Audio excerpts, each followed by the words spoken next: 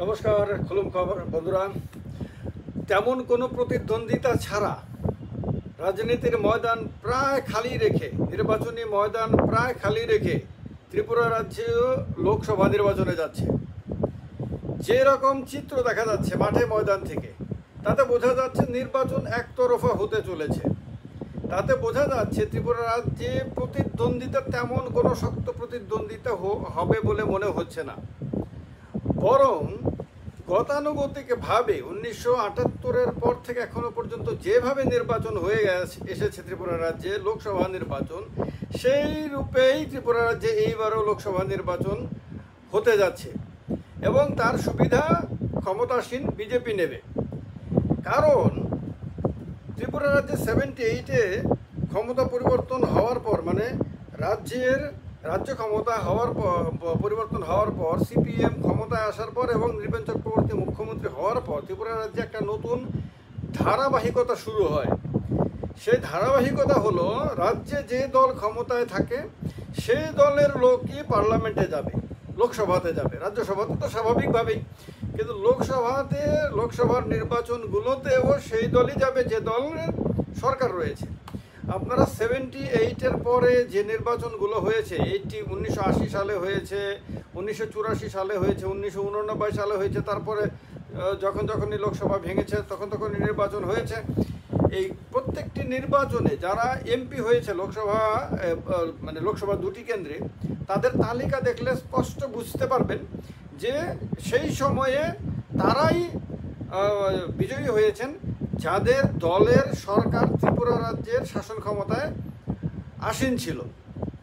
কখনো 78-এর পরে নৃপেন চক্রবর্তীর আমল থেকে শুরু করে আজকে পর্যন্ত কখনো এমন হয়নি যে রাজ্যে একটি দল শাসন ক্ষমতায় রয়েছে আর লোকসভাতে অন্য আরেকটি দলের ক্যান্ডিডেট জিতেছে। কখনো হয়নি। এটা একটা ধারাবাহিক একটা কারণ। এর পেছনে অনেকের অভিজ্ঞতা বলে যে রাজ্য প্রশাসনকে ব্যবহার করার, নির্বাচনে প্রভাব বিস্তার করার একটা প্রক্রিয়া 78-এর পর থেকে শুরু হয়। এটা দুর্ভাগ্যজনক কিন্তু সত্য এটা। এর ফলে কি হয়? এর ফলে রাজ্য প্রশাসন, রাজ্য সরকার সব কিছুর একটা পরোক্ষ প্রত্যক্ষ প্রভাবের কারণে কখনোই গণতান্ত্রিক পরিবেশ পূর্ণরূপে এমন ছিল না যখন বিরোধী দলের কেউ জনগণের ভোট নিয়ে নির্বাচিত হয়ে আপনার পার্লামেন্টে যেতে পারবে। কখনোই এরকম ছিল না। আপনারা যদি দেখেন যে ত্রিপুরা রাজ্যে কংগ্রেসের এমপি লাস্ট কবে হয়েছিল, কংগ্রেস দলের লাস্ট এমপি হয়েছিল জোট রাজত্বে 1989 এবং 91। এই দুইবার যখন নির্বাচন হয়েছিল, তারপরে এই দুটো নির্বাচনে কংগ্রেসের ক্যান্ডিডেটরা বিজয়ী হয়ে আপনার পার্লামেন্টে গেছে। এরপর থেকে আর কখনো কোনো কংগ্রেসের ক্যান্ডিডেট বিজয়ী হতে পারেনি। সে জোট রাজত্বের পর থেকে 2000 এখনো পর্যন্ত 24 পর্যন্ত কোনো দিন কংগ্রেসের ক্যান্ডিডেটরা বিজয়ী হতে পারেনি। বিজেপি ক্ষমতায় আসার পরে 2018 সাল থেকে এখনো পর্যন্ত একবারই নির্বাচন হয়েছে, যদিও তাতেও দেখা গেছে শাসক দলের লোকরাই বিজয়ী হয়েছে।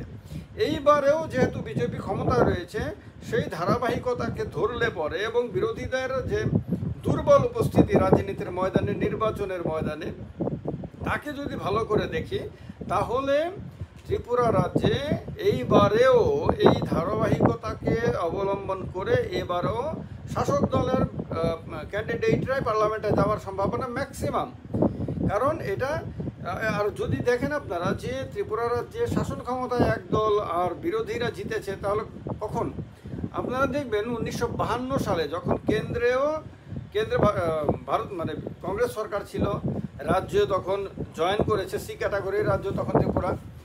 সে 52-তে সিপিআই ছিল, সিপিএম তখন দল তৈরি হয়নি, সিপিআই এর ক্যান্ডিডেটরা বিজয়ী হয়। এরপরে কংগ্রেস ত্রিপুরা রাজ্যে যখন শাসন ক্ষমতা শুরু হয়, সতীন্দ্র সিং এবং সুকুমার সেনগুপ্ত, ওদের সময়েও দেখা গেছে কেন্দ্রেও সরকার, ত্রিপুরাতেও কংগ্রেস সরকার। তারপরেও সিপিআই বা সিপিএম এর ক্যান্ডিডেটরা বিজয়ী হয়ে পার্লামেন্টে গেছে। ওই সময়ে গণতান্ত্রিক পরিবেশটা এরকম ছিল যে রাজ্য সরকার কখনোই নির্বাচনগুলোতে কোনো প্রশাসনিক এক্সট্রা কোনো আপনার প্রভাব বিস্তার করতো না, অন্যায়ভাবে প্রশাসনকে ব্যবহার করতো না, বরং গণতান্ত্রিক অধিকারকে, গণতান্ত্রিক রীতিনীতিকে অনেক বেশি মান্যতা দিত। তার ফলে তখন বিরোধীরাও বিজয়ী হয়ে পার্লামেন্টে যাওয়ার সুযোগ পেত। এবং ত্রিপুরা রাজ্যে যার কারণে অধিকাংশ সময়ে এই লোকসভাতে আপনারা দেখবেন সিপিএম, বামপন্থীরা গেছে, কখনো সিপিআই কখনো সিপিএম, বামপন্থী প্রার্থীরাই বিজয়ী হয়ে অধিকাংশ সময় পার্লামেন্টে গেছে। যদিও অধিকাংশ সময় কিন্তু আপনার কংগ্রেসের রাজত্ব ছিল, কিন্তু কংগ্রেসের ক্যান্ডিডেটরা খুব কম সময়েই গেছে পার্লামেন্টে।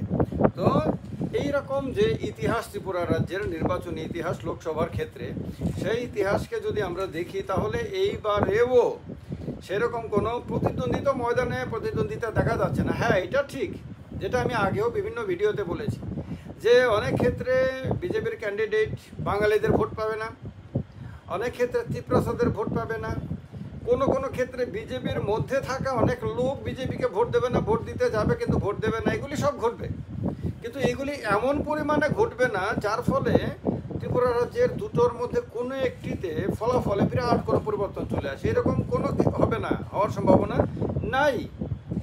কিন্তু ভোট কাটা যাবে, ভোট নষ্ট হবে, অনেকে নোটাতে ভোট পড়বে, নোটাতে যেমন ভোট পড়ে ঠিক তেমনি বিরোধীরাও ভোট পেয়ে যাবে, অনেকে রাগের বশে দিয়ে দেবে, ক্যান্ডিডেটের ওপরে রাগ করে, কখনো কোথাও পার্টির ওপরে রাগ করে মানুষ ভোট দিয়ে দেবে।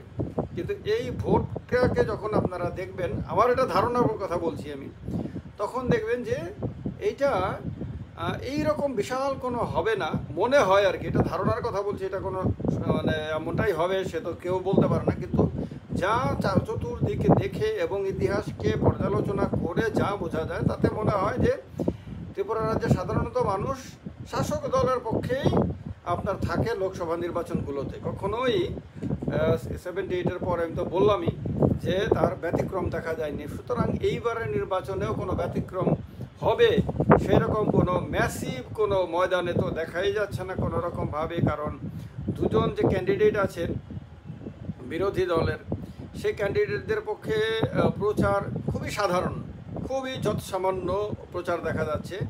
এবং এই মুহূর্তে এরকম কোনো তীব্র দুর্ধর্ষ কোনো ভূমিকা কোনো দলের, কোনো বিরোধী দলের তরফে দেখা যাচ্ছে না। যে তীব্রা মতো একমাত্র দল হিসেবে মানে যে একটু প্রতিদ্বন্দ্বিতা করবে বলে মনে করেছিল অনেকে, যে রাজনীতিতে বিজেপিকে চ্যালেঞ্জ দেবে, সেই তীব্রা মতো বিজেপির সঙ্গে মিশে গিয়ে শাসক দলের শরিক হয়ে গেছে। ফলে আর সিপিএম সেই তুলনায় মানে আগের যে বৈপ্লবিক চেহারা ছিল সিপিএমের, যেরকম দুর্ধর্ষ মনে হতো, সেই সিপিএমকে তো আজকের দিনে দেখা যায় না। কংগ্রেসকেও ভাঙতে কংগ্রেসকে অনেক দুর্বল করে দেওয়া হয়েছে। সুতরাং ময়দানে তার প্রভাব দেখা যাচ্ছে যে না সিপিএম না কংগ্রেস না তীব্রমথা তো প্রশ্নই আসে না।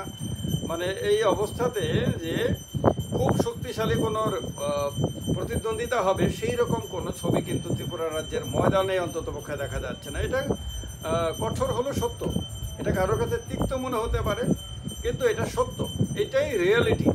যতটুকু প্রতিদ্বন্দ্বিতা বিধানসভা নির্বাচনে হয়েছিল, যে একটা পরিবেশ তৈরি হয়েছিল, তার তুলনায় কিচ্ছুই এই মুহূর্তে দেখা যাচ্ছে না।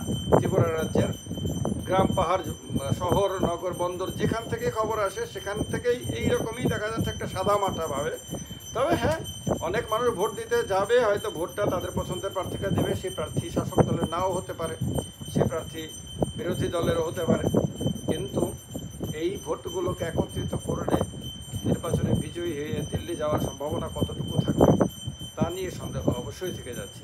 আমার কাছে সন্দেহ হচ্ছে, আমি বাস্তব পর্যালোচনা করে মানুষের সঙ্গে কথা বলে যা বুঝতে পারছি তার পরিপ্রেক্ষিতে বললাম।